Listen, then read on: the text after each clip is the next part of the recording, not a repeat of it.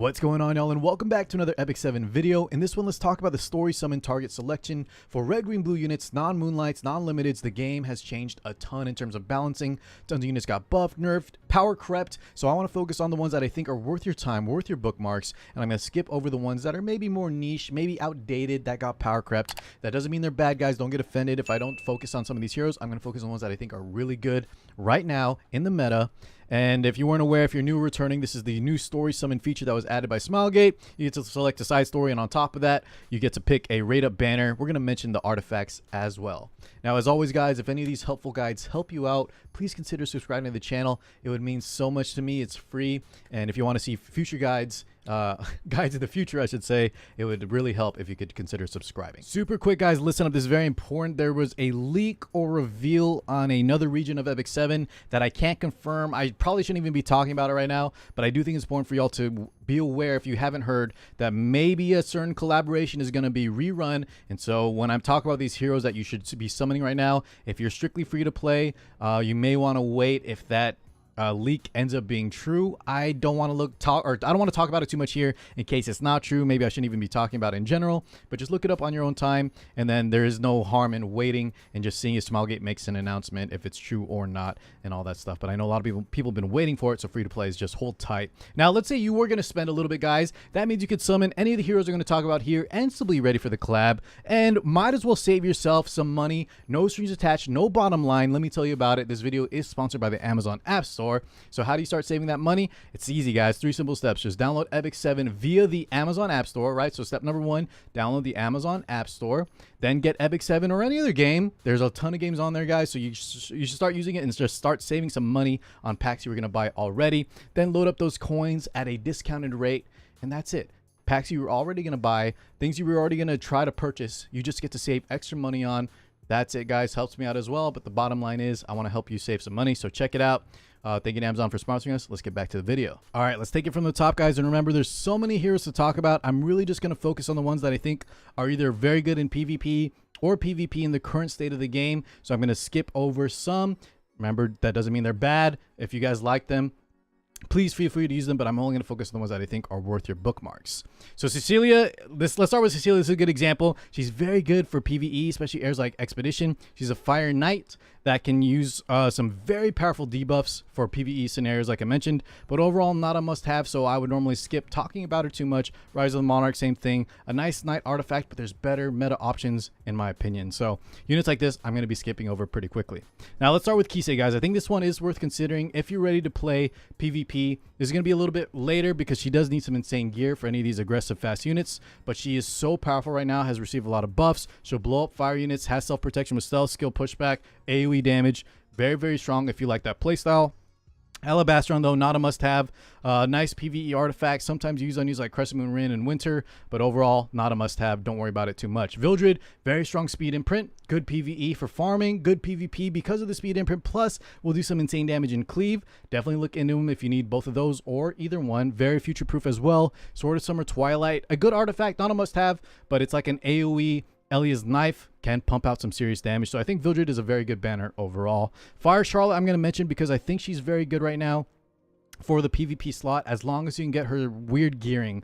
You don't need crit, and you don't need, or you want to probably run her on lifesteal, but if you can fulfill those requirements, she's very strong for those of you that like to play bruiser units, especially AoE units, so she can hit units like Spectre Tenebria and Landy. And her artifact, Elber's Ritual Sword, is very good. It's a must-have artifact for units like Bellion's Knights that need that counter potential. You're going to need to pick this up, guys, if you plan to play PvP seriously later down the line. Next up, guys, we have Euphine, who got recently changed, or some people call it a buff, where she went from being a PvE hero to more of when you bring silences like the likes of Zio. You'll see this in higher level RTA. She can do some insane damage, but overall, guys, I don't think she's worth your bookmarks as a newer player, especially getting her from here until you're way later into PvP.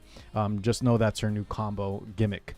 Isari is still very, very strong with the skill reset mechanic. She's the only one that does it to this extent. Has very powerful debuffs, super strong PvE hero for hunts, a lot of different PvP areas like even expos, things like that. So consider picking her up. And her artifact is very good too for PvE. Target is super good to stack alongside defense break, which Isari has, so you can even use it on her, and is used in certain one-shots like the Strays, I believe, or Watcher Shuri with a target. Can't be 15% and things like that. The Charles we're going to skip. He's been power crept, guys, and the artifact just for all not super amazing. Haste also is like a budget ran. We don't need to talk about him too much. Not very good in my opinion. But Rion on Lucella I think is worth considering. But just be aware, guys, this is a whale style artifact, meaning you want to max this out to get the maximum chance. But on certain units like Ran, can be insanely powerful for PvP scenarios. Tywin, unfortunately, not very good anymore. Needs to probably be buffed. Chloe, only uses right now is like Wyvern one shot because her magic nail can't be resisted. But overall, you don't need that, guys. There's other accessible Wyvern units. Little Queen's Huge Crown, though, just a quick note, can be pretty good in PvP when you know you're going to be fighting berries. Is very powerful, but I think as a newer player or free to play, don't really consider picking that up right now. Bazaar, unfortunately, is the same thing. He's been power crept. There's better openers, faster openers that also have ignore effect resist that can push back, can provide debuffs. But Abyssal Crown, I think, is one that you might want to look into if you have certain mages that want to do control style. Some people like it on units like Degen Politis, which is just a Politis that instead of damage will be more tanky with effectiveness to debuff your opponents. Some people like it on Solitaria, but I don't think it's her top pick there. Maybe on units like Sage Ball. But overall, make sure you guys max this out. So it's another artifact that you want to have a lot of copies of. But if you play that control style, very, very powerful. After that, guys, we have Tamarin, who if I was going to name a must-have unit, there's no must-have unit in Epic 7. But if there was one, she would be it. You guys probably have already heard of her, but she does the job of like 3 Soul Weavers in one. She's so good for PvE, and trust me on this one, guys, for endgame Nightmare Raid, you can do the Queen without Tama, but she will make your life, she'll just make your life so much easier. You got to trust me on that one. Pick up Tama if you haven't already. Crowd recently got an EE exclusive equipment, but if we're talking about real-time arena, there's better knights right now in the meta that either aren't weak to injury, or if you want that nuke style, I think Yulha does his role a little bit better there. But for Guild Wars, especially when combined with Holy Sack on top of that, can be insanely good. So if you're that style of player, look into it. This is also good on certain other units like Troublemaker Crozet, any knight you want to surprise people with. But overall, you don't really need Holy Sack, and Crow is mostly for Guild Wars. Bologna, we're going to skip. Has a nice kit, but overall just not needed. Same with Iron Fan. Kowarik, this is more of an endgame cleaver aggro style unit that does a ton of damage, but has no PvE potential, so be careful if you're newer on picking him up. Violet used to be one of my top picks for both newer players, PvE players, PvP players, but he's gotten a few units that are just fulfill his role, or like there's a lot of units that can counter him now. But overall, still, I think a solid pickup if you need him. Can just decimate ice units, will be strong, not super hard to gear. So look into him if you like his style, but just understand later in the game he may be used less and less. Violet Talisman is also an artifact I don't think is very good for newer players. You want to max it out, and you kind of need him to survive, him or Rylet or whoever else you're using this on, any evasion unit. You want them to survive long enough to get the max value, where in my opinion it's better to have an artifact where you front load the stats and it's less RNG related. Next up is Sturmia, who can be very strong PvE. Very strong nuker style fire unit for just like Hall of Trials, expos, things like that. Maybe Golem if you guys are farming that. But overall, probably you may not need her. As PvE, there's a lot of free accessible options that you can just pick up in the meantime. But if you guys do like her, she is the queen of damage. Pavel, I think, also is one that we're not going to spend too long on. Has kind of fallen off. I see him a little bit here and there, but very hard to gear. And I think there's better cleaver aggro units out right now. Luluka, just PvE. But Spirit's Breath can be okay on units like AOL, but people call it Whale's Breath. So once again, guys, you're going to want to max this out. Try not to get it as a newer player, but later down the line, if you want to have those insane skill resets, you can go for that for mages. Vivian is very, very strong. Remember, you're going to get Vivian, though, and Sturmia, I should have mentioned this, via the hunts. So only go for the artifacts, or if you want imprints, which you shouldn't be focusing on as a new player. But just to talk about Vivian real fast, very strong for Banshee. Can be used sometimes in PvP because she has access to like immunity, attack up. But mainly her main role right now is setting up those Banshee one-shots. So good for that role. But you will get her for free through the hunt events. Lilius. This unit used to be the queen of everything PvE, PvP. She would cleanse, do insane damage when combined with units like Gunther, high attack units. But overall right now, Conqueror Lilius, who has some similar skills, is really the one that shines right now, even for PvE scenarios like Hall of Trials.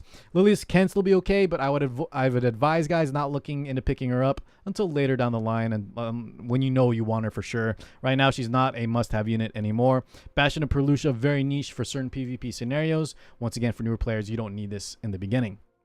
Ray himself, I think there's just way better PvE healers, guys, that are easily accessible, like Momo or Angelica, that'll fulfill your PvEs just fine. And then for every other area of the game, there's units like Destina that exist, so I don't really see a point for Ray right now unless you like his looks. Doctor's Bag, though, is very strong on certain soul weavers that need that extra dispel, that extra cleanse. You can use this on units like Ahmed or Bunny Dom, anything like that. Elena, that we're going to talk about here in a sec, can be very good on, so look in a Doctor's Bag. Elena, though, not very good for new players in my opinion, because she's more of a niche like counter unit when you fight certain AoE cleave style units. Very good in Guild Wars, sometimes RTA, you can trap your opponents, but new players, you just won't need her in the beginning. I don't think she has too much PvE potential besides some very rare events. Let me know if you guys find use for her there, but overall not a must have for new players. Stella Harpa, though, very strong when combined with units like Rowana. But once again, Stella Harpa is also one where not a universal artifact, so you don't need this until you're venturing into PvP later down the line. Next up is Lilibet, which we're going to skip over. Same thing with Melissa, guys. Both Lilibet and Melissa can be insane. Melissa especially because she's gotten so many buffs for some reason. But as a new player, you will not need her. Not amazing PvE, more of a cleaver once you have crazy gear and know what you're doing. And both their artifacts are not must-haves either. Kana you can just get from the connections, so we're not going to talk about her too much. Alencia can be very, very good as a new player if you want a just overall like well-rounded bruiser. And then for the late game, right now her role is like injury. You stack injury set alongside the newly buffed Mind's Eye to just really destroy units like Crow, units like Alencia, or sorry, Apocalypse Ravi. So Alencia, very, very good just because her kit overall is very strong, and she'll always have a place in endgame PvP. Alencia Noxrath, though, not an amazing artifact. You can use it on Alencia, but a lot of people consider this maybe like a crutch artifact. That's not a bad thing. It just means that you'll use it to help gearing, and later on you'll replace that once you don't need the crit anymore with something like Draco Plate. Shu, very, very strong PvP unit, guys. One of the strongest Guild War defense units, one of the strongest RTA units when you're fighting fire units, for example. Just obscenely oppressive when she stacks her chop alongside the new exclusive equipment, or not new, but her exclusive equipment that stacks this Fush on top of it. She's like the new Charles, just does some insane damage. So look into her if you're venturing into PvP, Guild Wars especially. And then Snow Crystal can be used on her. Not bad at all. Always a solid pick. Think of it as like a Warrior Moonlight Dreamblade. Rowana I talked about earlier. This is actually one I think is very good for new players for both PvE and PvP. There's a lot of PvE areas like raids, expeditions where she'll shine because she just provides so much out of turn healing with the passive anytime a boss dual attacks, extra attacks, counter attacks. And then for PvP, guys, she's a hard counter to certain units that also counter dual attack, extra attack, units like Conqueror Lilius, units like Solitaria, anything like that, guys. Rowana will be a must ban, or she'll keep your team alive forever. Touch of Rakos, though, not an amazing artifact anymore. Not a must-have. There's just better Soul Weaver artifacts out there, in my opinion. Next up, we have Celine, who I won't recommend for new players, but I do want to mention that some players swear by her. I haven't had the most success with her. At higher levels of PvP, I think a lot of good players can play around her, but with her recent round of buffs, I think she can be very good. Just keep in mind, she's not a universal unit. You're going to use her to counter certain PvP support-style units. Her artifact can be good, but once again, you need a lot of copies of this, but it can be good for her and units like a Fast Tempest Cern or like a Winter, for example. But overall, be careful picking her up. Mord, unfortunately, even though I actually am enjoying him in higher levels of PvP right now just because of his anti-stun mechanics and injury, overall, you don't need him as a new player. There's better units like Alencia if you want an Earth Bruiser. Senya, though, absolutely insane, guys. If you're ready for PvP and you're a tank down style player, you need this unit. Now, unfortunately, though, her artifact is also a whale style artifact where if you don't max this out, guys, you could lose games because you don't get that extra proc. But this artifact is good with Senya mostly. I think that's really the main one it's good with. But Senya overall, just a must-have, guys. If you're a tank down, you need to fight those cleave aggro players. She's one of the best at this job. Look into getting her when you're ready for PvP as that kind of playstyle. Ervalion, I'm going to skip. I hate him. I don't think he's super amazing outside of certain PvE or nuke just for fun. Not very good, though. Double-Edged Crescent is a whale artifact. Can be good on certain thieves like Kairon or Remnant Violet, but also a whale artifact, so new players avoid this at all costs because it's going to be very expensive. You can get it later. Flan, very strong in endgame PvP composition, sometimes using PvE for like Advent, but overall, guys, you don't need her in the beginning. And she's kind of whaley because you need like very expensive team comps with tons of speed, so avoid getting her. This artifact, though, just be aware of it.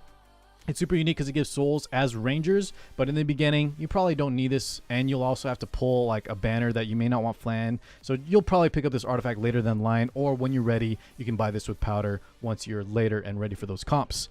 Ida is a cleave unit just like flan, needs some insane gear. I think she's falling off a little bit, but once again, for new players, don't get her until you're ready to fit that kind of playstyle for PvP. Her Twilight Calamity already is not very good either, so don't worry about that. Ilinov needs buffs. Smilegate, please buff her. Artifact, not amazing, but I really hope she does get some love in the future. Rand, though, we're going to pause for a second because I think this guy needs to be talked about. If you're ready to venture into that speed game, guys, this is one of the best, right? Just be aware you need a ton of speed. It's a dangerous road to go down because there's lots of RNG, luck, or tons of money spent to fit that playstyle. But if you can achieve it, you'll be rewarded. One of the best, one of the fastest units.